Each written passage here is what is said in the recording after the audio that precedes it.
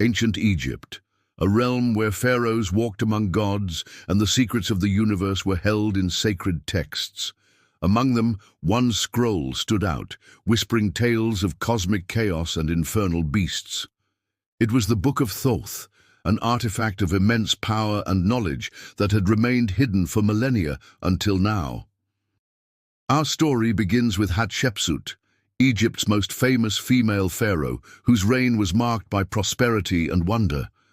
But as she surveyed her empire from her mortuary temple at Deir el-Bahari, little did she know that a dark secret lurked within its sacred walls.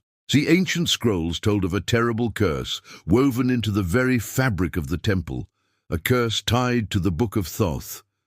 They warned that if the book was opened by a woman, chaos would erupt, unleashing terrifying creatures from the underworld, scorpions the size of men and fire-breathing crocodiles, all set to devour anyone near the temple. And these monsters could only be stopped by casting the book into the lake of fire beneath the Great Pyramid of Giza. Now, Hatshepsut had heard these legends, but dismissed them as superstitious nonsense. For her, the allure of the Book of Thoth was too great to resist. She yearned to unlock its secrets, believing that with its power she could lead Egypt to new heights of greatness. And so she assembled a team of scholars and priests to search for the lost scroll. After many failed attempts, the task seemed hopeless until one faithful night when a young scribe stumbled upon a secret chamber behind a bookshelf. Inside, bathed in an eerie green glow, sat the Book of Thoth, its leather cover etched with cryptic symbols that hinted at the power within. As Hatshepsut reached out to touch it, the air crackled with energy, and the queen felt a surge of otherworldly power course through her veins. But as she delved deeper into the book's secrets, she uncovered a horrifying truth. Its pages were not made of papyrus, but of human skin, and its ink was mixed with the blood of celestial beings. And then there was the chilling warning scrawled across the first page. Any mortal who reads this book without the proper precautions shall unleash the wrath of Thoth upon themselves and their kingdom. Too late, Hatshepsut realized the curse was real. As she turned the page, a blast of celestial energy erupted from the book, shaking the very foundations of the temple. In the blink of an eye, the room was filled with demonic creatures from the underworld. Scorpions the size of chariots with pincers like scythes and tails tipped with venomous stingers towered over her, their eyes burning with infernal fire. Colossal crocodiles with jaws lined with razor-sharp teeth lunged towards her, spewing flames that licked at the stone walls. Fear gripped Hatshepsut's heart as she fled through the labyrinthine passages of her own mortuary temple. Behind her, the creatures rampaged, tearing through the temple's sacred chambers, leaving behind a trail of destruction and death. As she ran, the queen stumbled upon a group of priests who had been studying the ancient texts. Begging for help, they revealed the prophecy foretold that the only way to stop the curse was to destroy the book by casting it into the lake of fire beneath the Great Pyramid of Giza. But to do so would require a perilous journey through the scorching desert and the fiery lake itself. Despite the danger, someone had to take up the task. Hatshepsut knew she couldn't face the creatures herself. As the queen, her presence was needed in the capital to restore order and protect her people, so she entrusted the mission to Senmut, the royal architect and her secret lover, whose courage and cunning had often saved her life. But before he left, Hatshepsut handed him a small vial filled with shimmering liquid. "This is a draught of courage and protection," she said. "It will keep you safe from harm on your journey. Trust in Thoth," she added, "and may he guide your steps towards the light." Taking the vial, Senmut vowed to save Egypt from the curse, then raced out of the temple to begin his perilous quest. As soon as he stepped outside, the full force of the curse hit him. Giant scorpions scuttled across the sand, their pincers raised in attack, while crocodiles spewed fire, blocking his path to the pyramid. But with a mixture of speed and agility, he dodged their attacks, using every trick he learned as a desert nomad to stay one step ahead.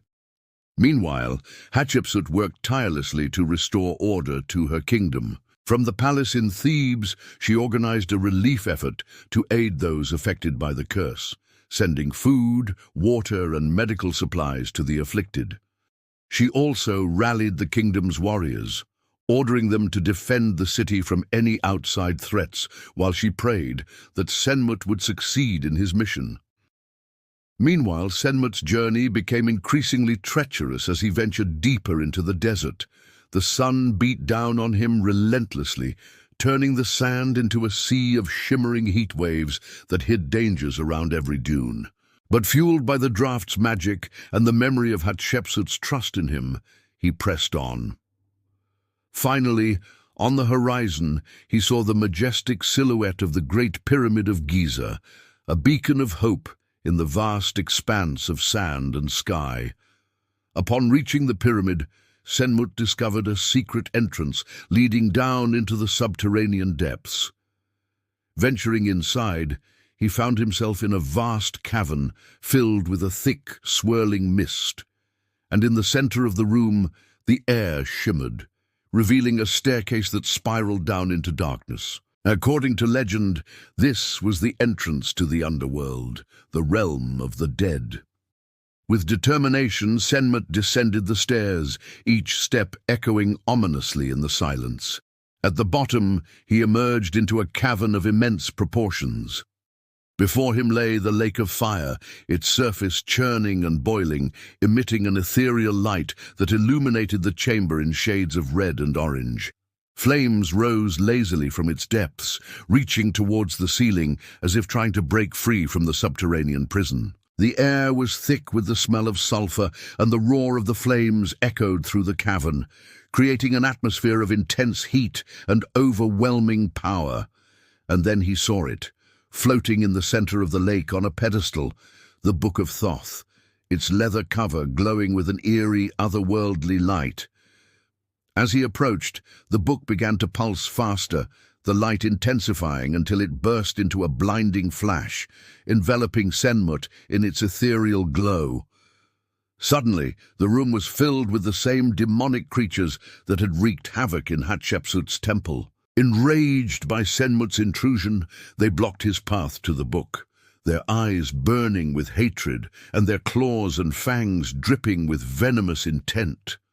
But undeterred, he fought bravely, his movements swift and precise, dodging their attacks and striking back with his dagger. Though outnumbered, Senmut was a skilled warrior, trained since his youth to hunt crocodiles and scorpions in the Egyptian desert. He fought with the ferocity of a cornered animal, knowing that his every move could be his last. As the battle raged, the temperature in the chamber rose dramatically, the air becoming thick and heavy. The scorpions, sensing victory was near, began to close in, their pincers raised for the final strike. Just as they were about to deliver their death blow, Senmut acted. With a swift movement, he grabbed the book, ignoring the searing pain as its energy scorched his hands.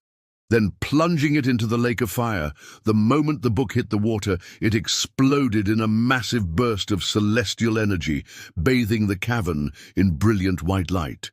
As the light subsided, the creatures from the underworld vanished, their forms dissipating into wisps of smoke. The book's curse was broken, and with it, the safety of Egypt was restored. But in the aftermath, Senmut never resurfaced. Some say he perished in the fiery depths of the lake. Others claim he ascended to godhood after his heroic sacrifice. But one thing is certain, his name has been lost to time. And to this day, no mortal has dared venture into the lake of fire beneath the Great Pyramid of Giza. For who knows what ancient evils may lie dormant in its fiery depths, waiting for the next curious soul to awaken them. Back in Thebes, Hatshepsut learned of Senmut's sacrifice and wept for the loss of her beloved. Stricken with grief and guilt, she threw herself on the mercy of Thoth, begging for forgiveness and promising to honor his teachings from then on. In the end, she kept her word, devoting the rest of her reign to spreading knowledge and wisdom throughout her kingdom. But her stepson, Thutmose III, the ambitious high priest, blamed Hatshepsut for the curse, believing that no female pharaoh should have tried to read the Book of Thoth.